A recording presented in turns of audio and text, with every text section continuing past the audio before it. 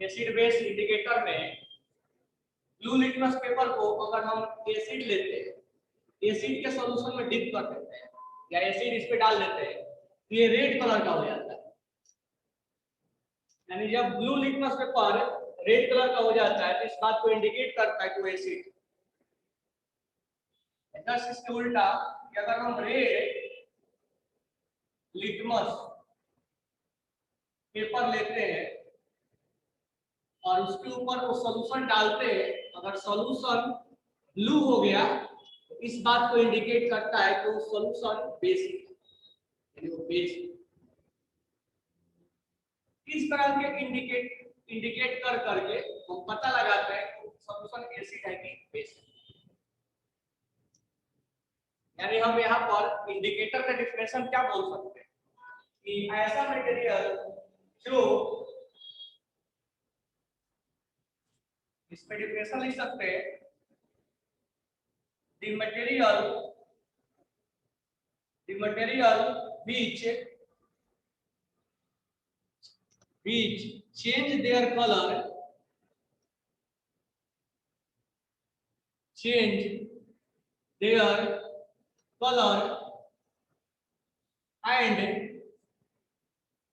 indicate that the material will change their color and indicate that which is acid or base.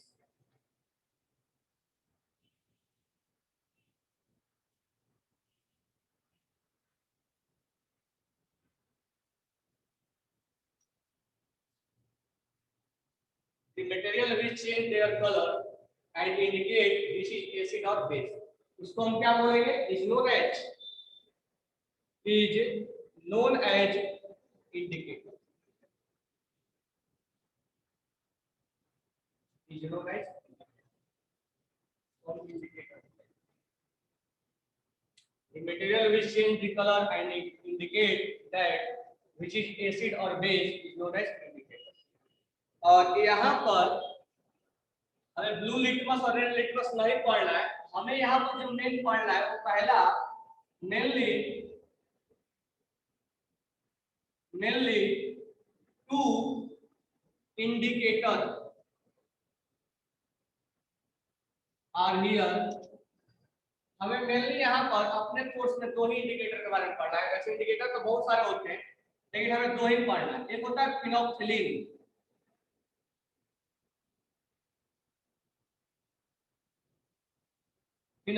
जिसको short में HPH लिखते हैं, और दूसरा होता है methyl orange.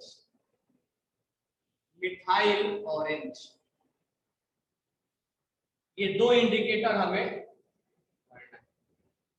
One is phenolphthalein and other is methyl orange. हमें blue litmus वाला ऐसे एग्जांपल दिया था तुम्हें।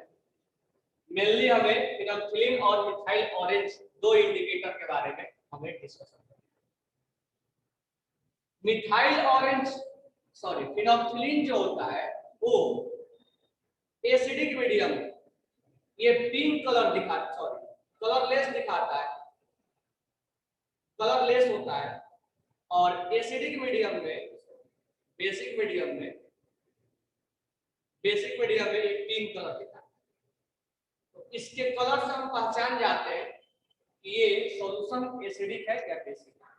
अगर हम सॉल्यूशन में फिनोप्थिलीन डाल दिया और कोई कलर चेंज नहीं हुआ, कलरलेस हुआ है, तो हम समझ जाएंगे तो सॉल्यूशन एसिडिक है। अगर हम सॉल्यूशन में फिनोप्थिलीन को डालें और पिंक कलर हो गया तो हम समझ जाएंगे तो बेस है। उसी तरह से मिथाइल ऑरेंज जो होता है वो एसिडिक मीडियम में रेड कलर दिखाता है, और बेसिक मीडियम में या तो ये ऑरेंज दिखाएगा या येलो कलर दिखाएगा। इसके कलर से हम पहचान जाते हैं कि वो सॉल्यूशन एसिडिक है कि बेसिक।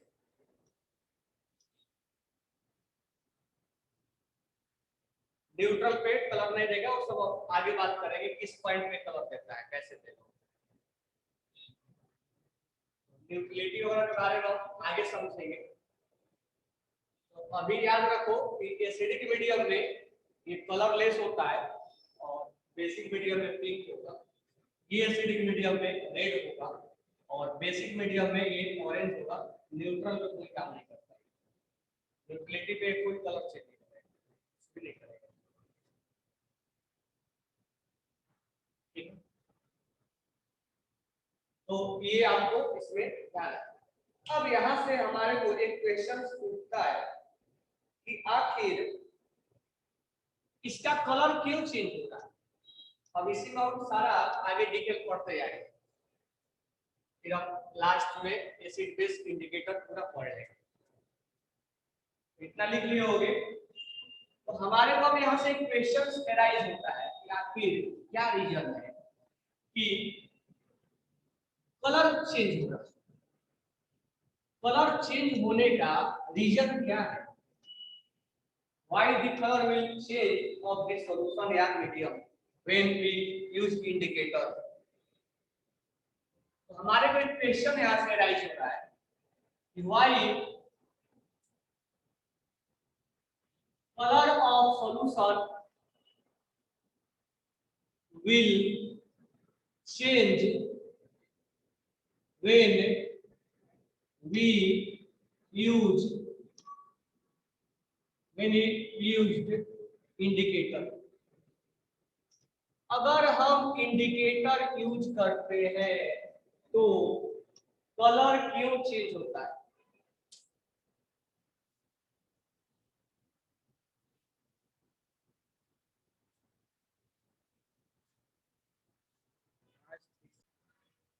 चलो, तो यहाँ पर हमारे को इक्वेशन से राइज होता है कि why colour of solution will change when we use indicator. हम इंडिकेटर यूज जब करते हैं तो कलर क्यों चेंज होता है? धीरे धीरे हम इसमें और आगे बढ़ते चले जाएंगे, तो ध्यान से समझना। तो इसको, इस थ्योरी को सॉल्व करने के दो थ्योरी है, ठीक है। इस क्वेश्चन को सॉल्व करने के लिए हमें दो थ्योरी पढ़ना है। So this can be,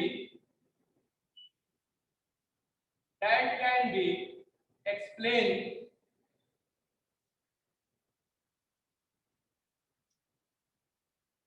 by two theory।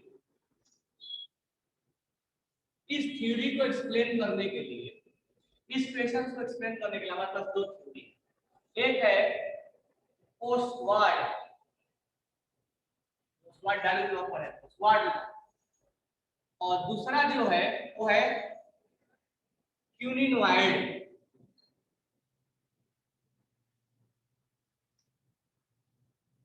Quinine-wild, इसको हम स्ट्रक्चरल थ्योरी बोलते हैं।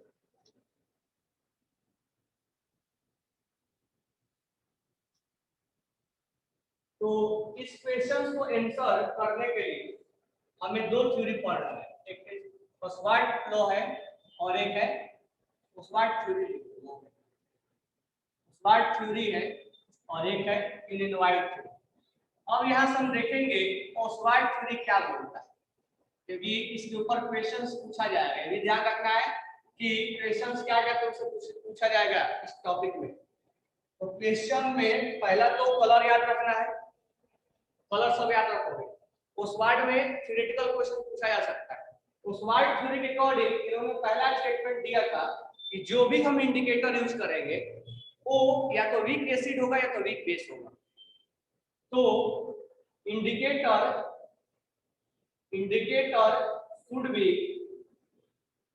should be weak acid और weak base। या तो इंडिकेटर वीक एसिड होगा या तो वीक बेस होगा, स्ट्रॉन्ग नहीं हो सकता है। उन्होंने पहला ये बात बताया।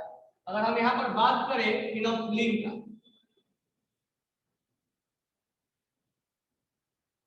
फिनोल्फिलीन जिसको शॉर्ट में HPH कहते हैं, मैं यहाँ पर स्ट्रक्चर लिख दे रहा हूँ, लेकिन स्ट्रक्चर जानने की तुम्हें कोई जरूरत नहीं है। ठीक है। हालांकि एक बार मैं इसका स्ट्रक्चर लिख दे, बेंजीन बनाना है, यहाँ पर ऐसे ऑक्सीजन होगा, यहाँ पर डबल बॉन्ड होगा, यहाँ पर दो बेंजीन रिंग होंगे, यहाँ पर रिंग होगा, यहाँ OH होगा,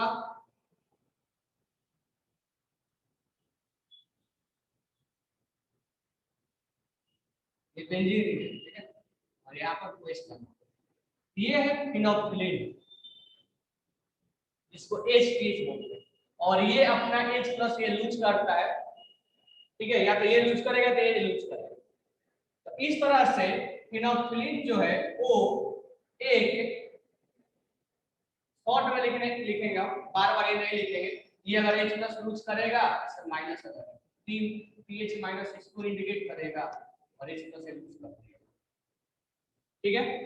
तो ये एक वीक एसिड इंडिकेटर है। तो उस वर्ड का जो पहला स्टेटमेंट है वो यही है कि या तो इंडिकेटर या तो वीक एसिड होगा या तो वीक बेस होगा। तो PHP यानी phenolphthalein is a weak acid indicator, एक ऑक्सीजन वीक एसिड इंडिकेटर। उसी तरह से मिथाइल ऑरेंज MOH, ठीक है, इसको हम M प्लस और OH minus, and this one will be weak base indicator, weak base, एक एसिडिक इंडिकेटर है और एक weak base, weak acidic indicator है, एक वीक बेस इंडिकेटर है,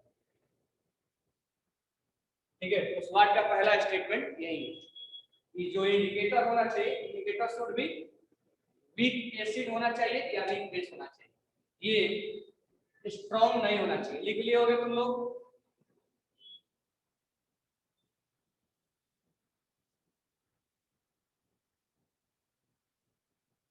अब आते हैं इसके स्टेटमेंट नंबर 2 पे। स्टेटमेंट नंबर 2 ये बोलता है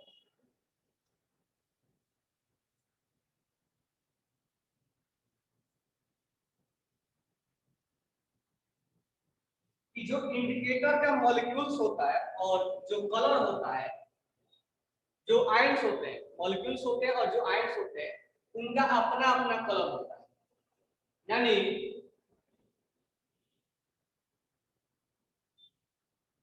molecules and ions have their own colour, यानी मॉलिक्यूल्स और आयंस का अपना अपना कलर होता है। कैसे? फिनोल्फिलीन, फिनोल्फिलीन, अब फिनोल्फिलीन जो है अगर ये डिसोसिएट हुआ है तो ये मॉलिक्यूल्स के फॉर्म में, मॉलिक्यूल्स के जो ये कलरलेस होता है, और ये अगर आयंस में हुआ तो ये पिंक होगा, यानी ये आयंस, तो ये पिंक होगा। स्टेटमेंट नंबर 2 ये बोलता है कि मॉलिक्यूल्स और आयंस का अपना अपना कलर होता है। वहीं अगर मिथाइल ऑरेंज के बारे में बात करें तो ये येलो कलर का होता है, और अगर ये डिसोसिएट होता है तो ये M प्लस जो होता है वो रेड कलर का होता है। यानी ये जो मॉलिक्यूल्स है इसका अपना कलर है और जो आयंस है उसका अपना कलर है। तो मॉलिक्यूल्स और आयंस का अपना अपना कलर है, लेकिन बात यह है कि हमें कौन सा कलर दिखाई देगा। उन्होंने बताया कि इफ नंबर ऑफ मॉलिक्यूल्स,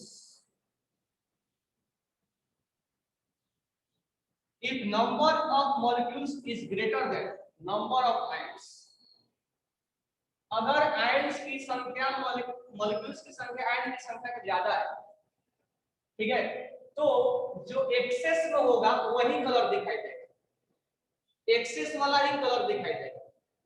यानी अगर ये एक्सेस है तो ये कलरलेस होगा, अगर ये एक्सेस में है तो ये कलर दिखाई देगा।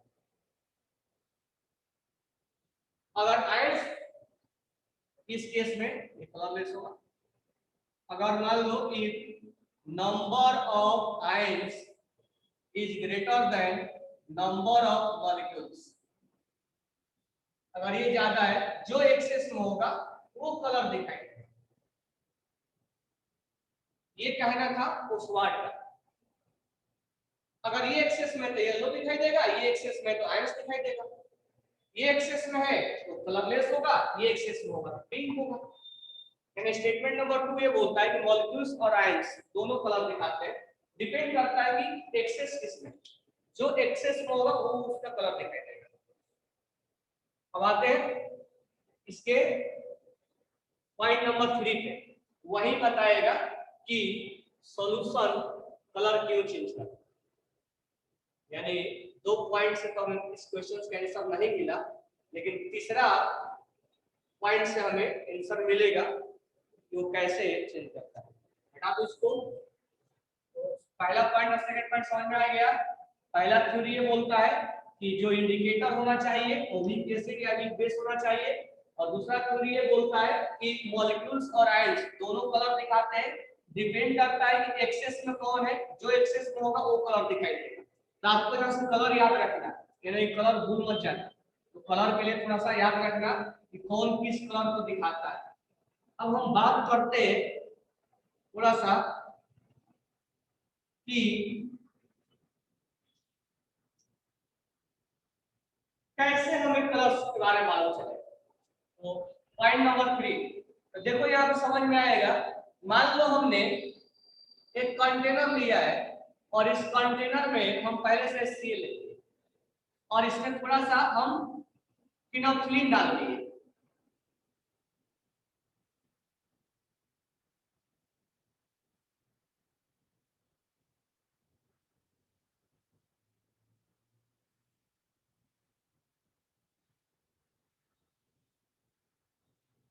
फिनोल्फिलीन थोड़ा सा डाल। अब हमें यहाँ पर बात यह है कि एक कलर लेस ही होगा, एसिडिक मीडियम नहीं था ना, ये कलर लेस ही होगा। अब इसका हम रीजन ढूंढते हैं कि कलर लेस क्यों होगा। हमारे क्वेश्चन नहीं था कि कलर क्यों चेंज करता है, यहाँ कलर लेस है, मान लो दूसरा मीडियम होता तो कलर होता। तो यहाँ पर इस बात का हमें इंडिकेशन मिलता है कि फिनोल्फिलीन होता है H+ और ये डिसोसिएट होता है H+ और PH-, जबकि यहाँ पर स्ट्रॉन्ग एसिड जो है वो 100% डिसोसिएट होते हैं, और ये भी एसिड है, ये भी एसिड है। तो ये H+ की वजह से, कॉमन आयंस की वजह से ये जितना डिसोसिएट हुआ होगा वो और सप्रेस्ड हो जाएगा, यानी और एसोसिएट हो जाएगा, यानी इसका डिसोसिएशन कुल मिलाकर कम है। तो due to common ion, common ion की वजह से, कॉमन आयंस की वजह से ये रिएक्शन बैकवर्ड जाएगा, यानी जितना उसको टूटना चाहिए उतना भी नहीं टूट पा रहा है। तो इसके वजह से रिएक्शन बैक साइड जाएगा, यानी HPH will not much more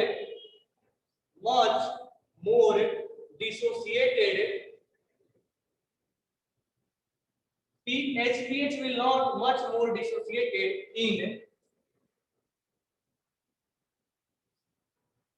acid, क्योंकि कॉमन आयंस की वजह से, due to common ions, due to common ions.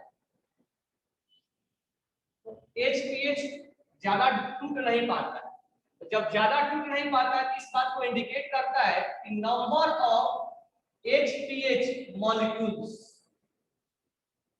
Obvious सी बात है, ज्यादा होगा as compare to number of PH- ions. यानी इस बात को ये इंडिकेट कर दिया कि मॉलिक्यूल्स ज्यादा होंगे इसके वजह से, और आयंस कम होगा इसके वजह से। जब ज्यादा होगा तो ओस्वाल्ड का जो सेकेंड थ्योरी था यही था कि जिसकी संख्या ज्यादा होगा तो कलर वैसा दिखाई देगा। अगर ये ज्यादा होता तो पिंक दिखाई देता, ये ज्यादा है इसलिए कलरलेस होगा। इसका हमें आंसर यही ओस्वाल्ड के द्वारा मिल रहा है कि अगर ये ज्यादा है तो कलरलेस होगा, यानी आयंस और मॉलिक्यूल्स दोनों कलर दिखाते हैं। डिपेंड करता है कि किसकी एक्सेस कौन है, तो यहाँ पर हमें समझ में आ गया कि ये एक्सेस में, क्योंकि ये कॉमन आयंस की वजह से ये सप्रेस्ड हो जाएगा और ये इसकी आयंस संख्या कम है इसलिए पिंक नहीं होगा, इसीलिए एसिडिक मीडियम में वो कलरलेस दिखाई देता है। इसीलिए एसिडिक मीडियम में प्रत्याश से क्वेश्चन पूछा जा सकता है, थ्योरी बना के इसको क्वेश्चन पूछा जाएगा कि बताओ फिनोल्फिलीन एसिडिक मीडियम में कलरलेस क्यों दिखाई देता है। तो इसका आंसर यही है कि इसमें मॉलिक्यूल्स की संख्या ज्यादा है और आयंस की संख्या कम है, और अकॉर्डिंग टू ओस्वाल्ड लॉ जब मॉलिक्यूल्स ज्यादा होंगे तो मॉलिक्यूल्स अपना कलर दिखाई देगा, आयंस का कलर उस समय डिसअपीयर होगा। अब यहीं पर हम बात कर लेते हैं कि यही फिनोल्फिलीन अगर इस Cl के बदले हम बेस लिए होते, बेस लिए होते, तो ये बेस जब लिए होते तब तुम सोचना जब एसिडिक मीडियम में डिसोसिएट नहीं हो पा रहा है तो बेसिक मीडियम में ज्यादा डिसोसिएट हुआ, क्योंकि वहां कॉमन आयंस नहीं होता है। तो हम यहाँ बोलेंगे कि HPH जहां पर लेस जहां पर डिसोसिएट नहीं हो पा रहा था, HPH will more dissociated, just इसको उल्टा होगा, सोचना क्यों होगा, will more dissociated in base, that's why ये that's why उसके अंदर pH आयंस की संख्या ज्यादा होंगे एज कंपेयर टू मॉलिक्यूल्स, इसीलिए ये संख्या जब ज्यादा होगा इसका अपना कलर होगा पिंक होगा, इसीलिए बेसिक में पिंक।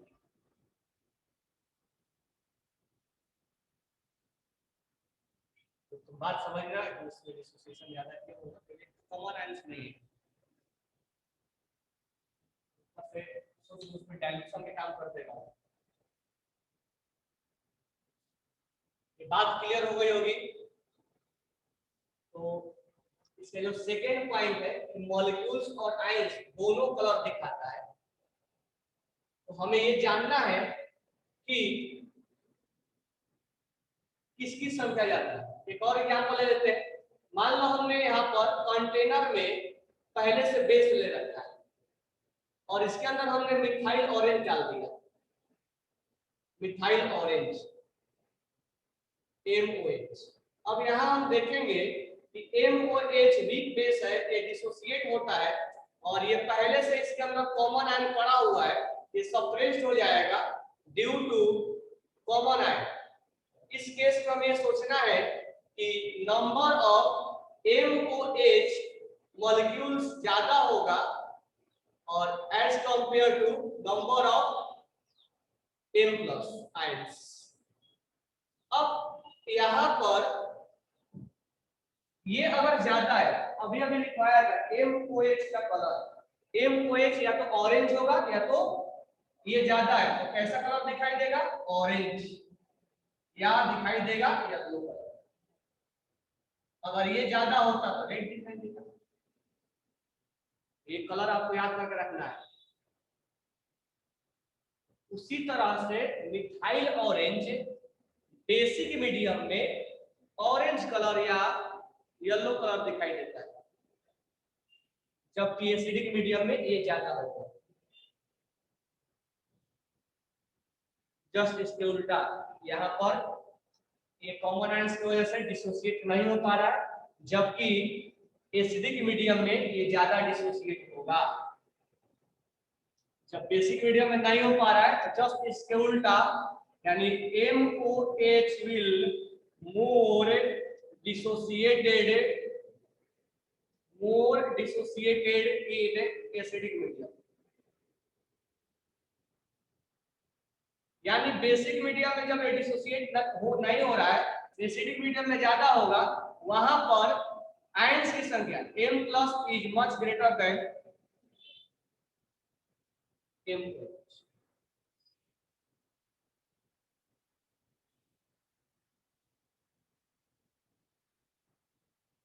इस केस में हमें ये जब ज्यादा है तो हम बोल देंगे कि रेड कलर दिखाई देगा, ये डिसऑपीयर है।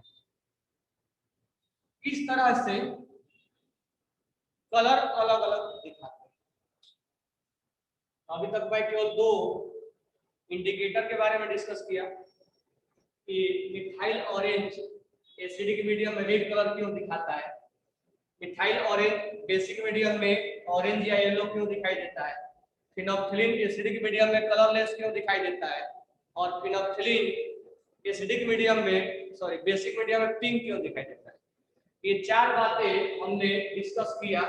अकॉर्डिंग टू इस बात को हमें why colour of the solution will change when we use indicator. तो इसका आंसर यही है कि मॉलिक्यूल्स ज्यादा या आयन ज्यादा, जो ज्यादा उसके अकॉर्डिंग कलर। और ये बात किसने बताया, ये बात बताया ओसवाल्ड ने कि जो ज्यादा उसका कलर दिखाई देगा, या तो मॉलिक्यूल्स का कलर होता है या तो आयंस का कलर होता है, जो ज्यादा है उसके अकॉर्डिंग वैसा कलर दिखाई देता है। अब इस बात को ओसवाल्ड ने तो मॉलिक्यूल्स और आयंस पे समझाया। अब इसी बात को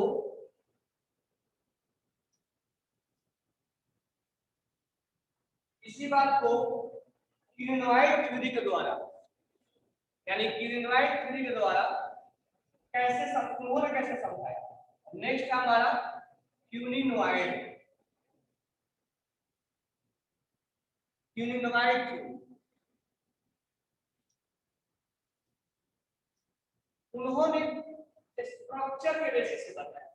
क्वेश्चन का आंसर यही देगा कि आखिर इंडिकेटर कलर क्यों चेंज करता है, लेकिन स्ट्रक्चर के बेसिस पे हम बस एक ही बात को समझा रहे हैं कि आखिर कलर इंडिकेटर क्यों चेंज करता है।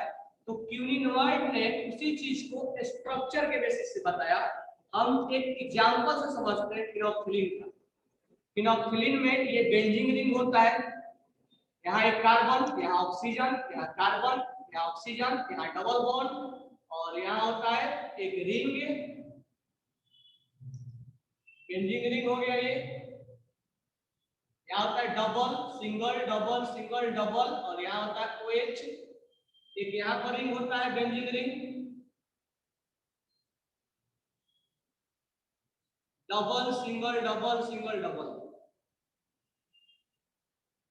Double single double single.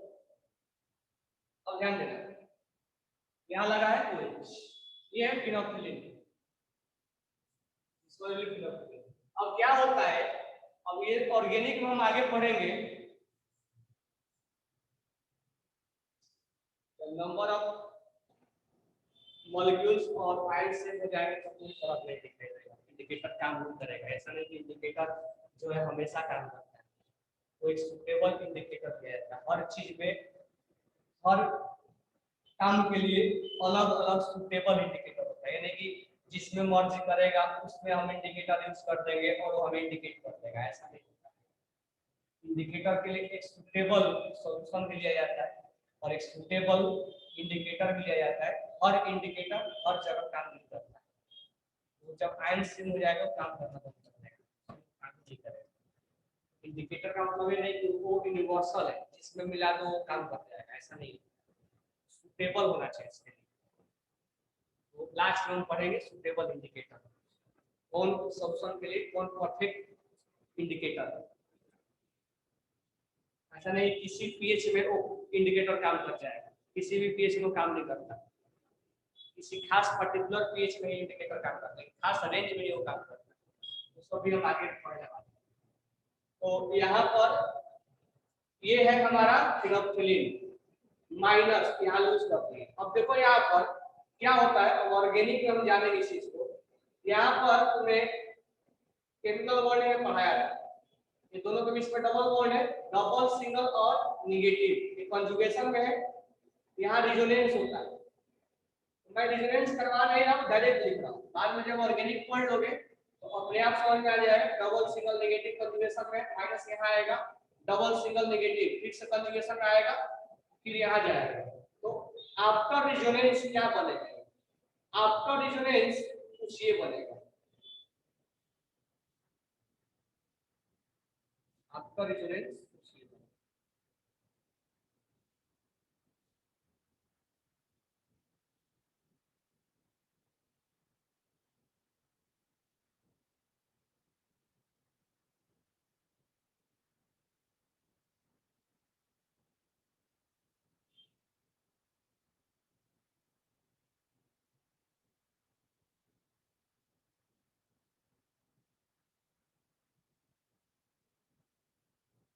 After resonance ये बनने वाला है,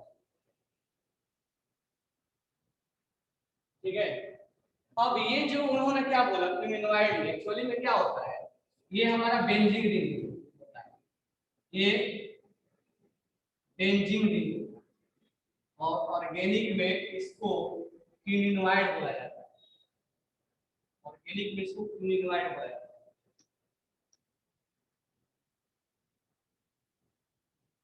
इसीलिए इसका नाम पड़ा हुआ क्यूमिनोइड थ्योरी। ये कुछ इसी के जैसा तुम्हें दिख रहा है, यहाँ डबल नहीं है, यहाँ डबल बॉन्ड सी है, इसी के जैसा दिख रहा है। तो क्यूमिनोइड थ्योरी में क्या बोला गया कि ये स्ट्रक्चर चेंज करते हैं, बॉन्ड बाद में टूट जाएगा, यहाँ से टूट जाएगा, ये माइनस आएगा, ये स्ट्रक्चर चेंज करने की वजह से ये अपना कलर दिखाता है। तो क्यूमिनोइड थ्योरी के अकॉर्डिंग उन्होंने बोला कि कोई इंडिकेटर अपना कलर क्यों चेंज करता है, due to change their structure. तो कहने का मतलब ये है कि ओस्वाल्ड ने भी समझाया, लेकिन वो आयंस और मॉलिक्यूल्स पे समझाया, और क्यूमिनोइड ने उसी चीज को स्ट्रक्चर पे समझाया। तो बात दोनों एक ही है, दोनों अपने आप में सही है, बस समझाने का तरीका अलग है। वो नंबर ऑफ आयंस मॉलिक्यूल और मॉलिक्यूल्स पे समझाया, और क्यूमिनोइड ने स्ट्रक्चर पे समझाया कि स्ट्रक्चर ये चेंज होता है, इसके वजह से इसका कलर चेंज होता है। तो यहाँ हम लिख सकते हैं due to change in structure indicator change their colour, due to change their, due to change their structure indicator change their colour.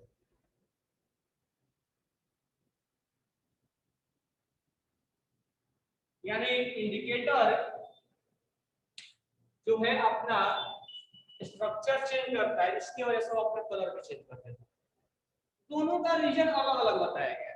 एक ओस्वाल्ड ने बताया आयंस और मॉलिक्यूल्स की संख्या पे, और यहाँ बताया उन्होंने स्ट्रक्चर के बेसिस पे, ये स्ट्रक्चर चेंज हुआ है इसके वजह से।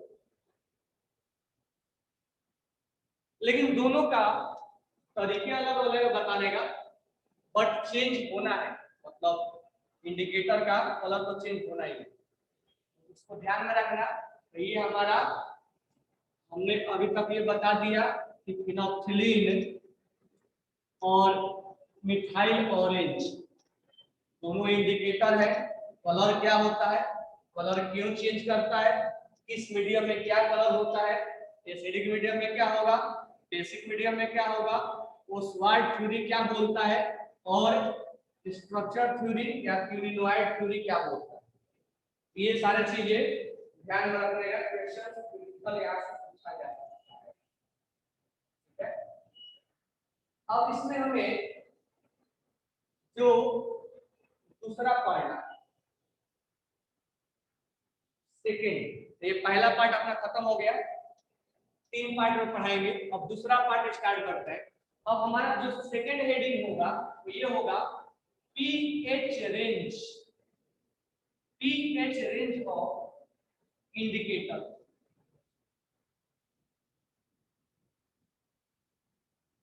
पीएच रेंज ऑफ इंडिकेटर, अब यहां से समझना स्टार्ट करना, ठीक है, फिर एक लास्ट टॉपिक और होगा। तो पीएच रेंज ऑफ इंडिकेटर, पहले इसका मीनिंग समझना है। तो मीनिंग समझने के लिए हम मान लो हमने एक कंटेनर, ये ध्यान से समझना और इसको सोचना कि क्या क्या हो रहा है। हमने इंडिकेट एक कंटेनर पे एसिड ले लिया और इसमें हमने फिनोक्सिलिन को डाल दिया, इसमें हमने फिनोक्सिलिन को थोड़ा सा डाल दिया।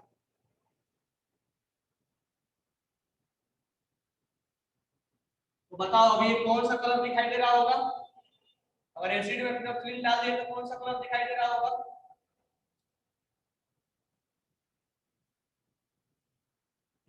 ये एक आंसर है, दो आंसर है, तीन आंसर, बिल्कुल सही है, ये कलरलेस, कलरलेस दिखाई दे रहा है। अब यहाँ से सोचना स्टार्ट कर देना, जब यहाँ सब इमेजिंग वाला स्टार्ट हो जाएगा। अभी इसका मीनिंग समझना है, पीएच रेंज क्या होता है। तुम यहाँ पर एक ब्यूरेट ले लो, तुम यहाँ पर एक ब्यूरेट ले लो और इस ब्यूरेट में तुम बेस बॉन्ड, ये मान लो Cl ले लिया हमने HCl ले लिया और इसके अंदर NaOH भर और इसको तुम इसके अंदर ड्रॉप वाइज मिक्स करो।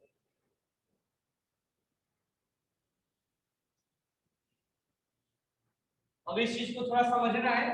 पीएच स्केल 0 से 14 होता है 7। स्टार्टिंग में जब नहीं मिलाया गया होगा तो HCl का पीएच रेंज इधर होगा। अब जैसे जैसे तुम NaOH को ऐड करोगे, पहला observation when NaOH will be added, NaOH will be added, जैसे जैसे हम NaOH को ऐड करेंगे वैसे वैसे pH का वैल्यू बढ़ेगा। स्टार्टिंग में जब तुम नहीं मिलाए थे तो मान लो pH 3 था, लेकिन जैसे जैसे तुम बेस मिलाते गए pH धीरे धीरे धीरे धीरे धीरे धीरे बढ़ता चला गया। अब तुम बेस मिलाते गए, एक समय ऐसा आया कि दोनों का कंसंट्रेशन बराबर हो गया, यानी कंसंट्रेशन ऑफ HCl और कंसंट्रेशन ऑफ NaOH ये दोनों बराबर हो गए, न्यूट्रल हो गया। अभी इस पॉइंट तक हमें जो सॉल्यूशन का कलर होगा वो कलरलेस ही होगा, यहाँ भी कलरलेस ही होगा, न्यूट्रलिटी तक भी कलरलेस होगा, कलर चेंज नहीं कर रहा। अब क्या होगा, जैसे ही तुम कंसंट्रेशन बराबर हुआ होगा, अब हमें तो दिख नहीं रहा है ना, हमें तो कलर से इंडिकेट करना है, मतलब कलर से पहचान करना है। जैसे तुम अगला ड्रॉप डाले तो अगला ड्रॉप जैसे ही डाले NaOH का, अगर 1 ड्रॉप डाले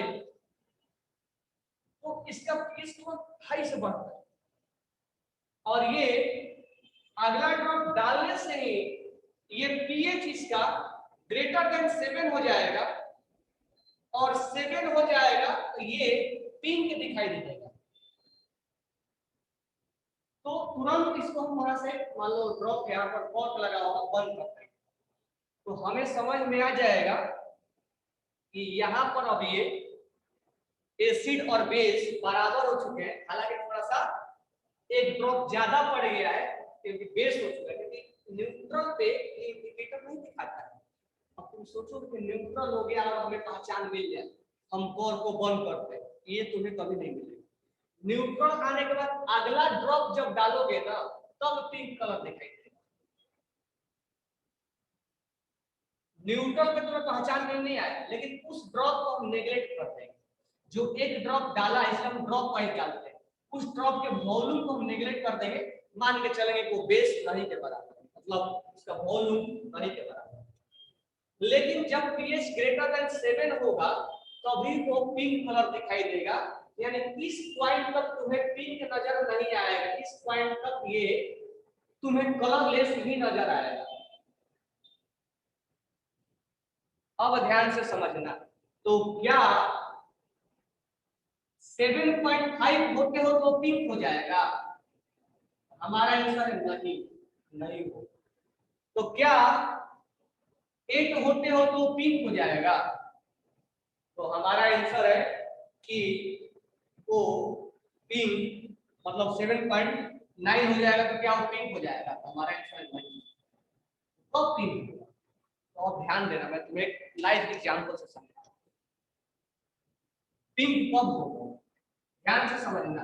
जैसे मान लो ये ब्लू कलर का मार्कर है और इसमें हमने ब्लैक कलर का इंक भर दिया, कई बार हम ऐसा लिखते भी।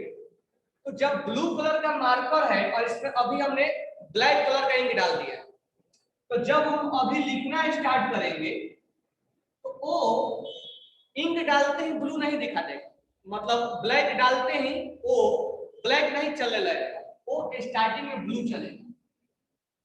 ब्लू चलने के बाद कुछ देर के बाद वो ऐसा होगा कि उसमें थोड़ा थोड़ा ब्लू भी चलेगा और थोड़ा थोड़ा ब्लैक भी चलेगा, यानी कंप्लीट ब्लू और कंप्लीट ब्लैक नहीं हो सकता है, मतलब दोनों मिक्सिंग चलेगा थोड़ा देर बाद, और उसके थोड़ा देर बाद वो कंप्लीट ब्लैक चलने लगेगा, यानी इसके बाद वो कंप्लीट ब्लैक चलने लगेगा, हमने इंक ब्लैक कहा। यहीं से हमें इसमें समझना है कि हुआ है क्या। पहले हमने जब बेस डाल रहे थे तो कलरलेस था, हम बेस डालते गए। एक समय ऐसा आया कि जब वो पीएच न्यूट्रल हो गया, उसके बाद जब बेस आया, बेसिक हुआ, तो हम डाल रहे तो जो इंडिकेटर है तुरंत पिंक नहीं हो जाएगा, लो हम पिंक हो गए, तो वो इंडिकेटर लाइट पिंक देगा और लाइट पिंक कुछ देर तक देता रहेगा, यानी तुम डालते गए तुरंत इंडिकेटर नहीं, वो रेड लाइट, रेड जो लाइट होता है ऐसा नहीं है कि तुरंत ग्रीन हो गया, तुरंत वो बल्ब की तरह जल गया, येलो और पिंक, वो कलरलेस से पिंक आने में उसको टाइम लगेगा, तब तक तुम डालते गए, यानी न्यूट्रल के बाद तुरंत तो पिंक नहीं आ जाएगा, उसको पिंक आने में टाइम लगेगा, लाइट पिंक होगा, और जब तुम और डाले इसमें NaOH pH बढ़ा, तब जाके वो कंप्लीट पिंक हुआ। अब यहां से वो, यानी यहां पर थोड़ा थोड़ा लाइट, कलरलेस और लाइट दोनों, मतलब पिंक दोनों हो गए, तो कलरलेस था, नहीं तो मान लो ऑरेंज और रेड होता तो दोनों मिक्सिंग होता है, यहाँ पे उस पे भी समझा रहे हैं अभी। तो यहाँ पर क्या होगा, यहाँ पर लाइट और पिंक दोनों होगा, अब वो पिंक आ जाएगा। इसी रेंज में को हम बोलते हैं, एक कलर, मान लो एक तो कलर था, एक पिंक था, मान लो एक ऑरेंज होता, फिनोक्सिलिन में मान लो मिथाइल ऑरेंज में एक ऑरेंज होता, एक रेड होता, तो रेड और ऑरेंज यानी एक डिसएपियर होता हुआ नजर आता और एक एपियर नजर होता हुआ आता। तो हमने फिनोक्सिलिन पे समझा रहे, मिथाइल ऑरेंज में मान लो ये ऑरेंज है और इसको रेड बनना है, यानी बेस कम एसिड की तरफ जा रहा है, तो ये ऑरेंज है, जैसे ही एसिडिक बना तो तुरंत रेड नहीं चल जाएगा, रेड चल गया, वो ऑरेंज और रेड का कॉम्बिनेशन होगा यहाँ पे, उसके बाद ये कंप्लीट रेड हो जाएगा। यहाँ पर एक कलर डिसएपियर होता हुआ नजर आएगा और एक एपियर नजर होता हुआ आएगा, उसके बाद वो कंप्लीट क्या हो जाएगा, रेड कलर हो जाएगा।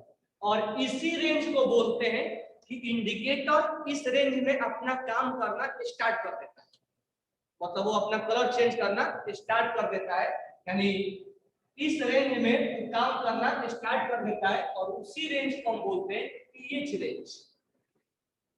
PH range of indicator, that is known as pH range of indicator. और इस केस में तो याद रखना, एक कलर डिसएपियर होगा, मार्कर का एग्जांपल ध्यान रखना, और जो एक कलर डिसएपियर होगा और एक कलर एपियर होगा।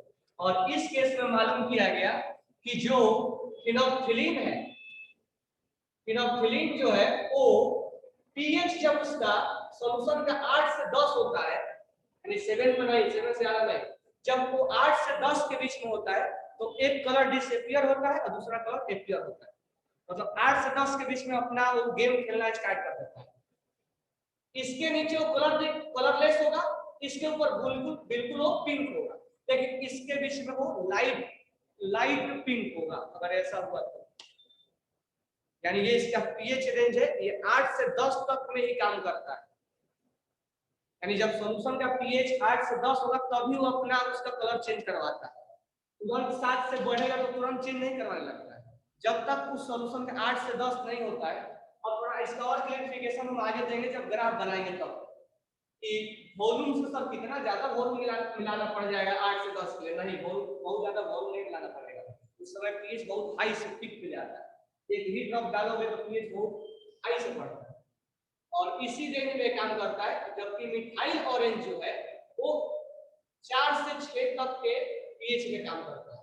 यानी ये इसी रेंज में अपना कलर चेंज करता हुआ नजर दिखाई देगा, बाकी वो पीएच को काम नहीं करता, मतलब सॉल्यूशन के बाकी पीएच को चेंज नजर आता हुआ नहीं दिखाई देगा, चेंज नजर इसी पीएच में काम करेगा।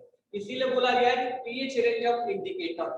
पीएच रेंज का मतलब हुआ ऐसा रेंज जिस रेंज में अपना इंडिकेटर कलर चेंज करता हुआ दिखाई देता है, और मिथाइल ऑरेंज का 4 से 6 के बीच में अपना कलर चेंज करता हुआ दिखाई देता है, ठीक है। और ये 8 से 10 जब उस सॉल्यूशन का पीएच होगा तब वो कलर चेंज करता हुआ दिखाई देगा, ठीक है। इस चीज को और अच्छे से जानने के लिए हम नेक्स्ट क्लास में तुम्हें ग्राफ से समझाएंगे। तो ये है टॉपिक अपना पीएच रेंज ऑफ इंडिकेटर। तो यहाँ से क्वेश्चन ये पूछ लेगा कि पीएच रेंज दोनों का पता, तो क्वेश्चन तो ये पूछेगा लेकिन कॉन्सेप्ट भी ध्यान में रखना है। इसके बाद नेक्स्ट क्लास में कंटिन्यू करेंगे और इसके ऊपर ग्राफ